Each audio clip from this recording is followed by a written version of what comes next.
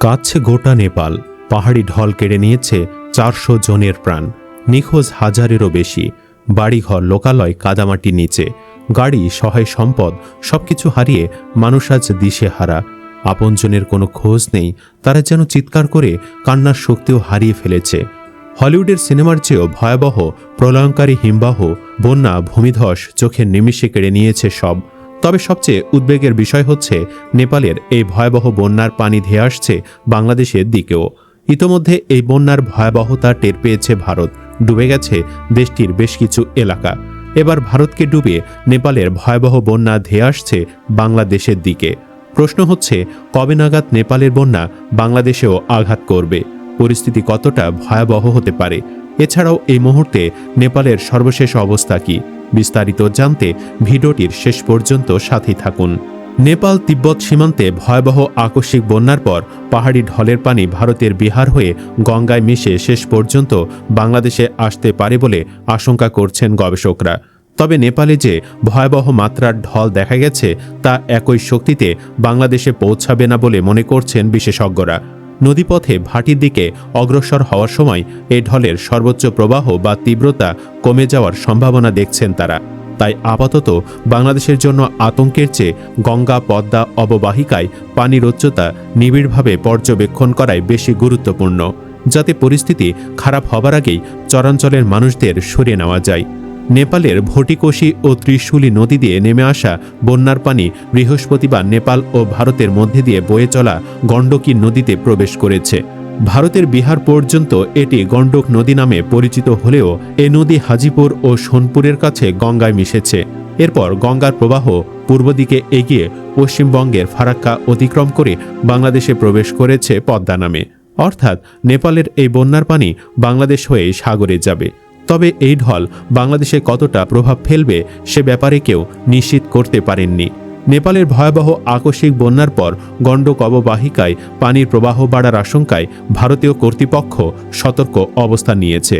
ভারতের কেন্দ্রীয় পানি কমিশন বিহার ও উত্তরপ্রদেশের সংশ্লিষ্ট কর্তৃপক্ষকে গণ্ডক নদীর পানি প্রবাহ নিবিড়ভাবে পর্যবেক্ষণের পরামর্শ দিয়েছে।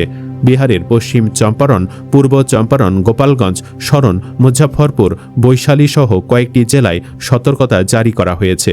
উত্তরপ্রদেশের মহারাজগঞ্জ ও কুশীনগরেও নজরদারি বাড়ানো হয়েছে। বাংলাদেশের জন্য চিন্তার বিষয় হচ্ছে আগস্টের শেষ প্রান্তে অথবা সেপ্টেম্বরের প্রথম সপ্তাহে ভারত ফারাক্কার বাঁধ খুলে দেয়। ফলে ফারাক্কার পানির চাপে পদ্মা অববাহিকায় ভয়াবহ বন্যা দেখা দেয়। ভারতের বিহারে গঙ্গার পানি বাড়তে থাকায় বন্যার আশঙ্কা তৈরি হয়েছে। পরিস্থিতি মোকাবেলায় পশ্চিমবঙ্গের মুখ্যমন্ত্রী শুভেন্দু অধিকারীর কাছে ফারাক্কা ব্যারেজের সব গেট খুলে দেওয়ার অনুরোধ জানিয়েছেন বিহারের মুখ্যমন্ত্রী সম্রাট চৌধুরী। ফারাক্কা বাঁধ যখন খুলে দেওয়ার আবেদন জানানো হয় তখনও নেপালে বন্যা শুরুই হয়নি। একদিকে গঙ্গার পানি এমনিতেই বাড়ছে, তার উপর নেপালের পানির চাপ, সব মিলে ভারত যে কোনো সময় ফারাক্কা খুলে দিতে পারে। মানে গঙ্গার সাধারণ পানি প্রবাহের সাথে যদি নেপালের বন্যার পানি যুক্ত হয় তবে বাংলাদেশে ভয়াবহ বিপর্যয় দেখা দিতে পারে। ফারাক্কা ব্যারেজের গেট দিয়ে অতিরিক্ত পানি বাংলাদেশে প্রবেশ করলে সবচেয়ে বেশি প্রভাব পড়তে পারে পদ্মা নদী ও এর আশপাশের পশ্চিম ও উত্তর পশ্চিমাঞ্চলে। বিশেষ করে চাঁপাইনবাবগঞ্জ, রাজশাহী, পাবনা, কুষ্টিয়া ও আশপাশের নিম্নাঞ্চল সরাসরি ঝুঁকির মধ্যে পড়ে। ফারাক্কার পর গঙ্গা নদী বাংলাদেশে পদ্মা নামে প্রবাহিত হওয়ায় উজান থেকে হঠাৎ বেশি পানি এলে পদ্মার পানির উচ্চতা দ্রুত বাড়তে থাকে। এতে নদী তীরবর্তী চর, নিচু এলাকা, ফসলি জমি ও বসতবাড়িতে ভয়াবহ বন্যা হয়।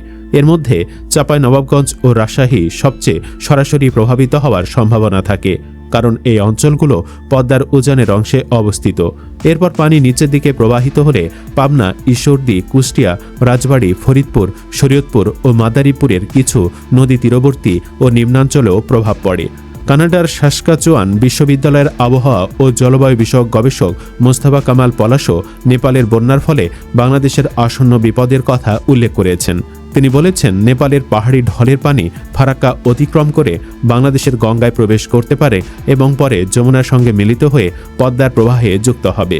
তবে ঠিক কখন এই পানি বাংলাদেশে পৌঁছাবে তা বর্তমান পর্যবেক্ষণের ভিত্তিতে নির্ভরযোগ্যভাবে বলা যাচ্ছে না।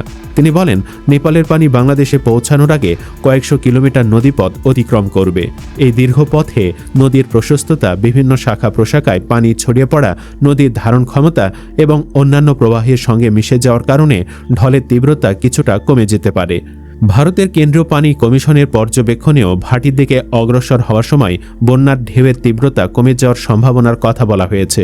ভারতীয় কর্মকর্তারাও জানিয়েছেন, বর্তমানে কোনো আতঙ্কের পরিস্থিতি তৈরি হয়নি এবং নেপালের দিকের পানির স্তর কমছে।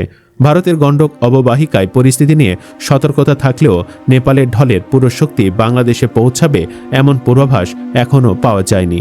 বাংলাদেশের জন্য আরেকটি গুরুত্বপূর্ণ বিষয় হল, নেপালের ঢল গঙ্গায় পৌঁছানোর সময় নদীটির বর্তমান পানি প্রবাহ কেমন থাকবে। বিহারের গঙ্গা অববাহিকার কয়েকটি পর্যবেক্ষণ কেন্দ্রে পানির উচ্চতা নিয়ে উদ্বেগ রয়েছে।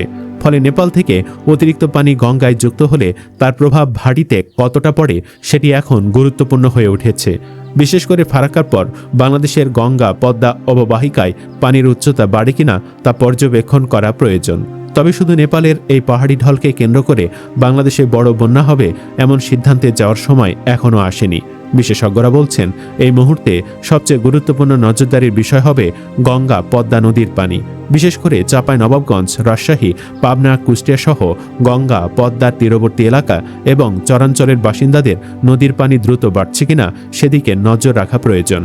বাংলাদেশ পানি উন্নয়ন বোর্ডের বন্যা পূর্বাভাস ও সতর্কীকরণ কেন্দ্রের নির্বাহী প্রকৌশলী সর্দার উদয় রায়হান বলেন, দেশের নদীগুলোর পানির উচ্চতা নির্ধারণে শুধু নেপালের ঢল নয়, ফারাক্কা এলাকায় পানির প্রবাহ, ভারতের গঙ্গায় থাকা পানির পরিমাণ, একই সময়ে বাংলাদেশের স্থানীয় বৃষ্টি এবং পদ্মার নিজস্ব প্রবাহ গুরুত্বপূর্ণ ভূমিকা রাখবে।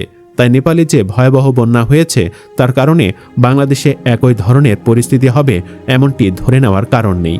আবার নদীগুলোর আন্তঃসীমান্ত সংযোগের কারণে বিষয়টি একেবারে উপেক্ষা করারও সুযোগ নেই। চলুন এবার একটু নেপালের ভয়াবহ অবস্থার দিকে তাকানো যাক।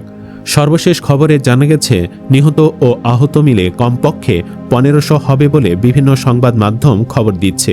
এ ঘটনায় কমপক্ষে 400 মৃত্যুর খবর নিশ্চিত করেছে নেপাল পুলিশ। তবে সময়ের সঙ্গে সঙ্গে পাল্লা দিয়ে বাড়ছে এ সংখ্যা। অসংখ্য মানুষকে কাদামাটি পানির তোড় ভাসিয়ে নিয়েছে। এর নিচে চাপা পড়ে তাদের মৃত্যু হয়েছে বলে ধারণা করা হচ্ছে। একটি হিমবাহ থেকে বরফ ও পাথরের ধস নেমে নদীটি আটকে দেয়। পরে সেই বাধা ভেঙে গিয়ে হঠাৎ বিপুল পানির স্রোত নিচের দিকে ধেয়ে যায়। ভিডিও ফুটেজে দেখা যায় এ সময় মানুষ প্রাণ ভয়ে দৌড়াচ্ছে উঁচু কোনো স্থানের দিকে। কিন্তু এত দ্রুত সময়ের মধ্যে ওই ভূমিধস পানির তোড় তেড়ে আসে যে বহু মানুষ দৌড়ে সরে যেতেও পারেনি। নিহতের সংখ্যা কোথায় গিয়ে শেষ হয় তা কেউ বলতে পারছেন না। এ ঘটনায় শোক ও সহানুভূতি জানিয়ে পাশে থাকার আশ্বাস দিয়েছে বাংলাদেশ সহ বিভিন্ন দেশ। নিহত, নিখোঁজ ও আহতদের বেশিরভাগই বিদেশি পর্যটক। বুধবারের এই আকস্মিক বন্যার বিষয়ে নেপালে আন্তর্জাতিক রেডক্রস ও রেড ক্রিসেন্ট সোসাইটিস ফেডারেশনের প্রতিনিধি দলের প্রধান ডেভিড ফিশার বলেছেন, বন্যায় আক্রান্ত অঞ্চলগুলোতে চরম পরিস্থিতি বিরাজ করছে। ব্রিটেন, ভারত, চীন সহ বিভিন্ন দেশ সহায়তা দেওয়ার কথা বলেছে।